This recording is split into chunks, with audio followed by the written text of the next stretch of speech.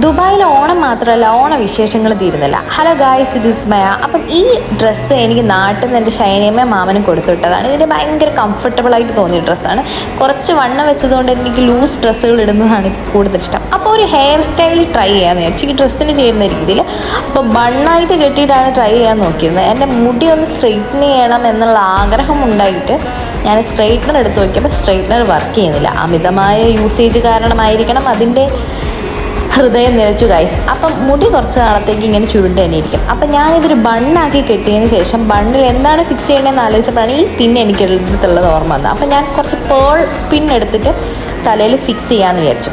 വലിയ ഭംഗിയൊന്നും ഇല്ലെങ്കിലും സ്റ്റിൽ അത് അവിടെ നിന്നതുകൊണ്ട് തന്നെ എനിക്ക് ഫ്രണ്ട് വശം ഭയങ്കര ഇഷ്ടമായി. ബാക്ക് എനിക്ക് വലിയ താല്പര്യമായിട്ട് തോന്നിയില്ലെങ്കിലും ഫ്രണ്ട് എനിക്ക് ഭയങ്കര ഇഷ്ടമായി. അപ്പം നിങ്ങളുടെ അഭിപ്രായം എന്താണെന്ന് പറയൂ ഗൈസ്. ഇതിൽ വേറെ എന്തൊക്കെ ചെയ്യാമെന്ന് പറയൂ ഗൈസ്. ബൈ.